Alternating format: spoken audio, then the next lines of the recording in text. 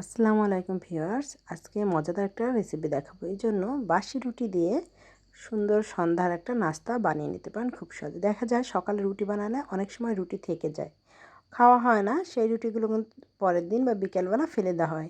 সেই রুটি দিয়ে যদি এইভাবে নাস্তা বানিয়ে নেওয়া যায় তাহলে কিন্তু সবাই মজা করে খেয়ে যাবে, আর অপচয় হবে না। রুটিটাকে এভাবে পেঁচিয়ে মাঝখানে ভাঁজ করে কেটে নিয়ে তারপর এভাবে একদম পাতলা স্লাইড কুচি কুচি করে কেটে নিচ্ছি। এতে করে খুব ভালোভাবে কেটে নেওয়া যায়, আর সুন্দর, যেহেতু রুটিগুলো একটু শক্ত তাই কাটতেও সুবিধা হয়। এখন একটা বাটিতে ঢেলে নিয়েছি, আরেকটা বাটিতে 1.5 কাপের মতো জাল করা গরুর দুধ নিয়েছি, আর নিব 2টা ডিম। এখানে আমি দেশি ডিম নিয়েছি, 3-4টা হলেও ভালো হতো, তবে আপনাদের হাতের কাছে ফার্মের ডিম নিলে কিন্তু 2টাতেই হয়ে যাবে।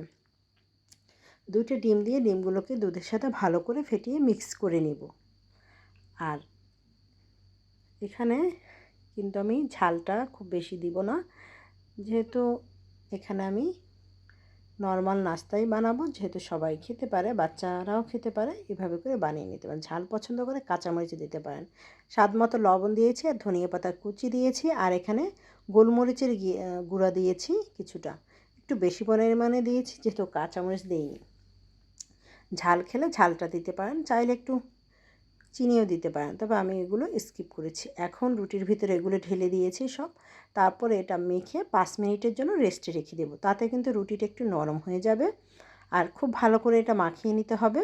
মাখিয়ে নিয়ে রেস্টে রাখলে কিন্তু ভালো হবে। আমি সামান্য একটু পানি দিয়েছিলাম, তবে পানি চাইলে পানি না দিলেও হবে। 5 মিনিট পর চুলায় একটা ফ্রাই প্যান বসিয়ে পরিমাণ মতো তেল দিয়েছি, তবে খুব বেশি তেলেও দেইনি, অল্প পরিমাণ তেল দিয়েছি। এটা কিন্তু স্বাস্থ্যকর একটা খাবার, সবাই খেতে পারবে। তেলটা গরম হয়ে যাওয়ার পর প্যানের ভিতরে সব ঢেলে দিয়েছি। ঢেলে উপরে 2-3 মিনিট পর একটু চিজ দিয়ে এটা ঢেকে দিয়েছি। 10 মিনিট মিডিয়াম টু লো হিটে এটাকে ভেজে নিব। 10 মিনিট পর ঢাকনাটা তুলে আমি এই পাশটা উল্টে দিব।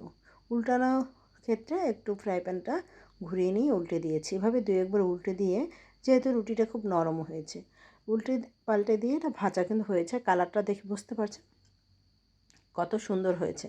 এখন পছন্দ অনুযায়ী স্লাইড করে কেটে নিতে পারেন, তবে আমার কাছে কিন্তু এটা বেশ ভালো লাগে। চাইলে আপনারা বানিয়ে নিতে পারেন।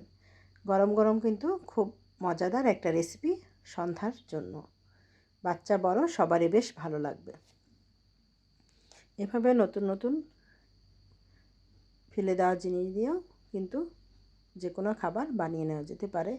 আর এভাবে রুটির নাস্তা কিন্তু খুব রেয়ার, অনেকেই রুটিগুলো ফেলে দেন। আজ থেকে আর এই রুটি ফেলে দেবেন না। সস দিয়ে বা অন্য কিছু দিয়ে খেতে পারবেন, সালাদ দিয়ে। ধন্যবাদ সবাইকে।